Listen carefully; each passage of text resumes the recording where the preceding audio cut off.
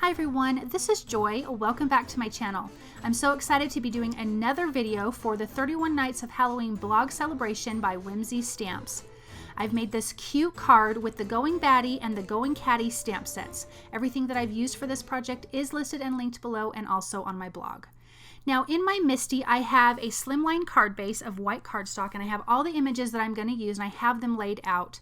I have them towards the bottom. You can see that there's a few stacked on top of each other.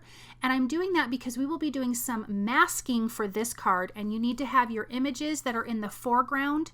You have to stamp those first. So I'm going to get those adhered to the front of my Misty. And I'm going to pull this out and I'm going to take away the stamps that I don't want to stamp right now. So the only things I want to stamp is the little pumpkin that was in the front at the bottom. And I can also stamp the two bats at the top because I will not be doing any image layering with those. I'm also going to take out the sentiments and we will add those in later. I'm going to ink this up with Oreo ink. It is Copic friendly, and stamp those images onto this slimline card base. I'm going to do it a couple times to get a good crisp image. Then I'm going to stamp a piece of masking paper, and this is from Simon Says Stamp. Then I'm going to fussy cut that out. When I'm cutting that out, I want to cut directly on the black stamped line because you don't want to have a little halo around your images once you've done some inking on the background or anything like that.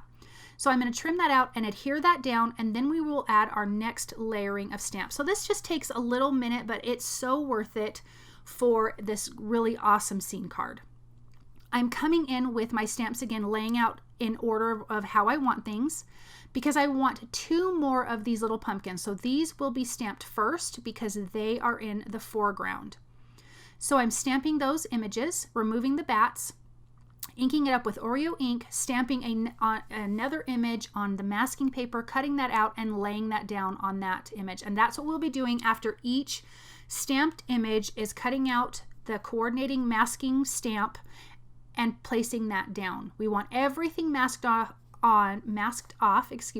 before we stamp our next images.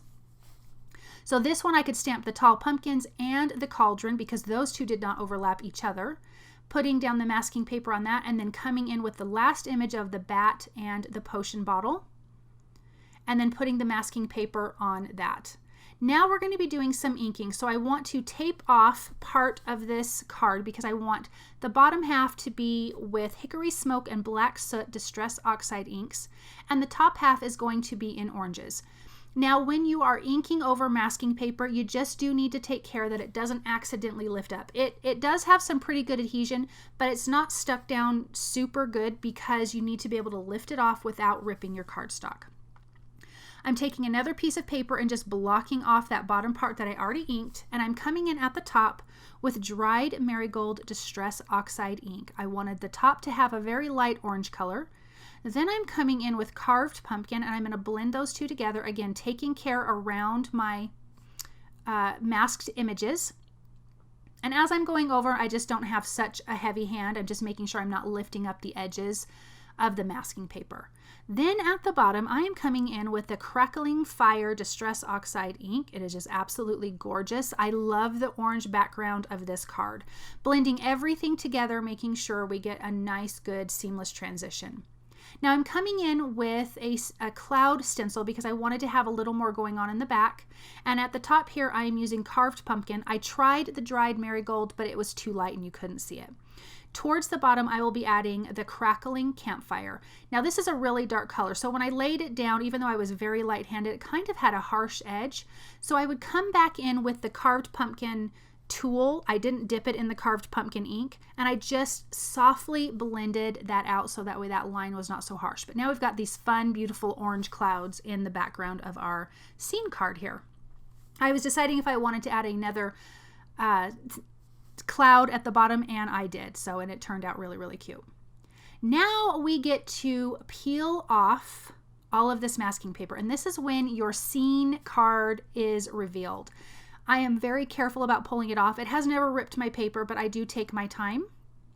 and I'm just very gentle about it, just using a piercing tool to lift up the edge or tweezers or anything like that, just to kind of give it a nice little lift. It doesn't leave your paper sticky or anything behind that. But look at our cute little scene card. It is so fun. Now it's time for some Copic coloring.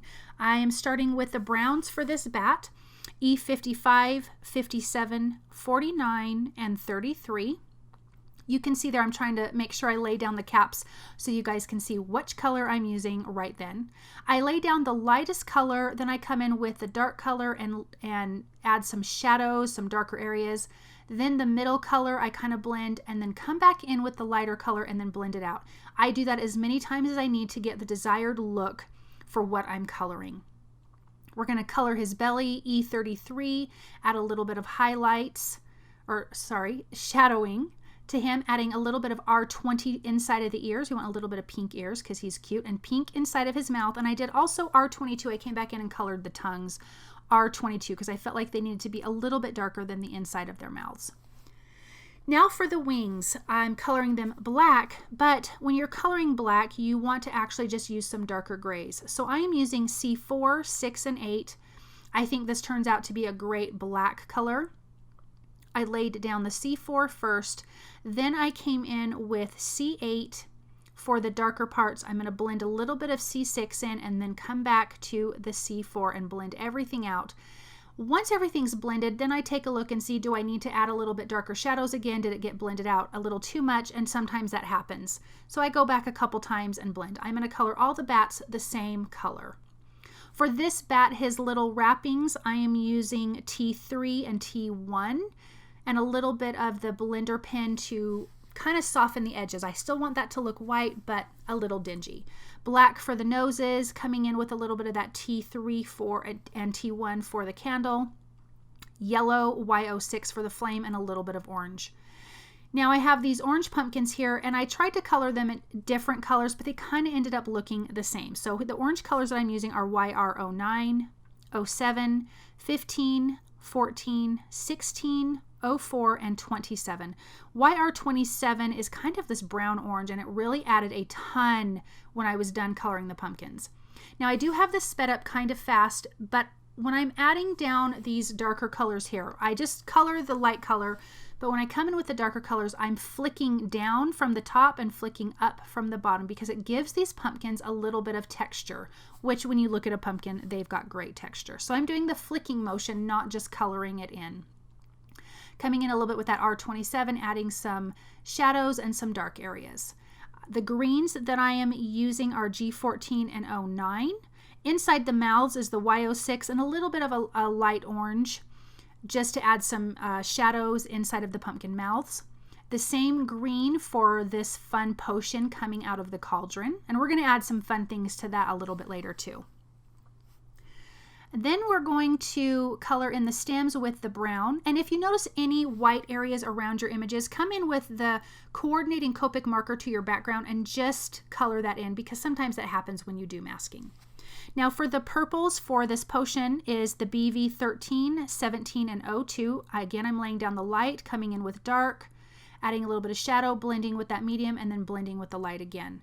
Now I want this bottle to look like glass, so I'm using the blue color B00, just adding it on the sides there, coming in with the blender pen and kind of blending it out, and it makes it look like it's glass. Using the browns again for the cork of that bottle, and I will color that cauldron black the same C4, 6, and 8. Now I'm going to do some grounding. I came in with the C4 and now I believe that's the C6, adding a little bit darker shadows underneath these images, and now these look grounded, like they're actually sitting on the ground. They're not floating in the sky, which is not what you want, and I just love how that turned out.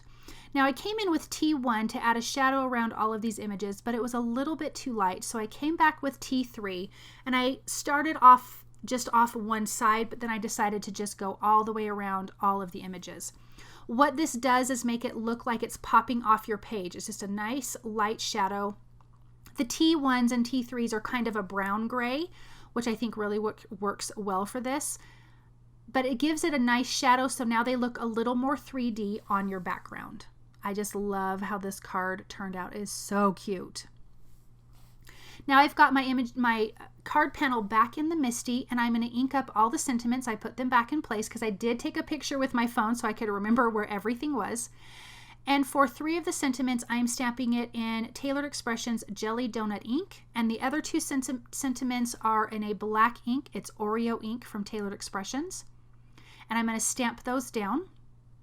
We've got all these cute little sentiments everywhere. I'm taking the black glaze pen, adding it to the nose and the eyes of the bat and those bat wings on the bottle. Coming in with my white gel pen, making sure to not stick my hand in that black glaze pen that I just put down. I'm adding highlights to the bat's wings and also to the pumpkins. I also add a little bit inside the pumpkin mouths. I'm not being heavy-handed about it, just a little bit of highlights here and there, which looks really fantastic. Then I'm going to come in with some Nuvo crystal drops in Ripened Pumpkin, Ebony Black, and Apple Green. And I'm just going to do some scattering of dots everywhere of different sizes. I like the look of this. You also could do this with sequins if you wanted to, or you could leave it out. I just feel like it adds a little bit of character. Here is the Ripened Pumpkin. I'm adding a few dots at the top. I do end up coming back in and adding some dots towards the bottom. The Apple Green I have on the potion coming out of the cauldron, dripping down the side, popping up at the top, so it looks like little bubbles. This really turned out so super fun. Then I'm going to come in with some glossy accents after I finish adding a little bit more of this Ripened Pumpkin, and I'm adding that to the eyes of the bats. Another idea would be adding this to that whole glass bottle, which would be absolutely darling. I just chose to not do that this time, but that would be really super cute. Now that all of that's done, we have this really cute scene card from Whimsy Stamps using the Going Batty and Going Catty stamp set. Isn't that so fun? These little bats just look like they're having such a good time. I want to thank you guys so very much for watching. I hope that you enjoyed this, and I hope you're having fun on this Blog Hop celebration.